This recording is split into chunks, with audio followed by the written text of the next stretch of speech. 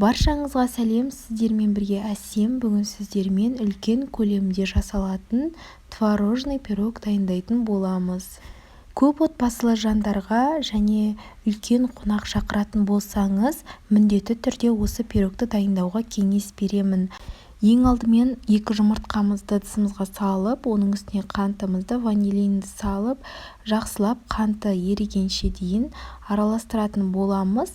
Оның үстіне үлкен ас қасықпен 4 ас қасық қаймағымызды салып, тағы да араластыратын боламыз. Бөлек ыдысымызға өлшеп алған ұнымызды салып, оның үстіне сары майды салып және разрыхлителімізді қосып, крошка болғанша дейін, яғни песочный тесто болғанша дейін араластыратын боламыз. Келесі дайындап алған массамызды үстіне қойып, жұмсақ қамыр болғанша дейін асықпай илейтін боламыз. Видеода көрсетілгендей осындай өте жұмсақ қамыр болуы керек.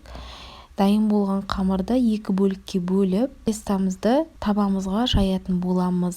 Егер сіздер асығыс болмасаңыздар, дайындап алған тестаны кемінде жарты сағатқа холодильникке қойып алатын болсаңыздар, тесталарыңыз бұдан да өте жұмсақ болып шығады. Мен асығыс болғандықтан бірден табаға жая бердім. Егер қолдарыңызға қатты күш түсіргілеріңіз келмесе, видеода көрсетілгендей оқтаумен де басып жіберіп, қалған бөліктерін қолмен басып жіберсеңіздер болады. Келесі салмасын дайындайтын боламыз. Өлшеп алған сүзбемізді салып, оның үстіне жұмыртқа, қантымызды қосып және 2 ас қасық крахмалымызды қосып, блендермен жақсылап араластырып алатын боламыз. Егер сіздерде блендер болмаса, шаңышқының көмегімен де араластырып алсаңыздар болады. Дайын болған салманы дайындап алған тестамыздың үстіне құятын боламыз. Тестамыздың екінші бөлігін оқтаудың көмегімен жұқалап жайып алатын боламыз. Тестамыздың екінші бөлігін пирогтың беткі жағына әдемілік үшін кесіп алатын боламыз. Сол себепті жұқа етіп жаятын болсаңыздар, әдемі көрінетін болады. Мен арнайы ерек пішінді қамыр кескішті пайдаландым. Бұл әрине міндетті емес, әркімнің өз қалауы бойынша. Егер сіздерде бұндай болмаса, пышақтың көмегімен де кессеңіздер болады. Келесі кесіп алған қамырымызды пирогымыздың бетіне жақсылап орналастырып алатын боламыз. Барлық кесіп алған бөліктерін видеода көрсетілгендей етіп шет жақтарына жабыстыратын боламыз.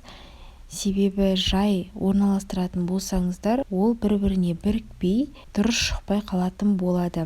Пирогты 180 градуста шамамен 40-45 минуттай пісіріп алдым. Дайын болған пирогтың үстіне қант ұнтағын сеуіп, әдемілеп шығатын боламыз. Бұл әрине міндетті емес. Әркімнің өзінің қалауы бойынша қант ұнтағын сеппесеңіз де болады. Мінекей қыздар, пирогымыз дайын болды. Жақсылап суығаннан кейін кесетін боламыз. Өте жұмсақ әрі дәмді болып шығады. Міндетті түрде жасап көруге кеңес беремін. Егер сіздерге рецепт ұнаса, менің каналыма тіркеліп, пікір қалдыруды ұмытпаңыз.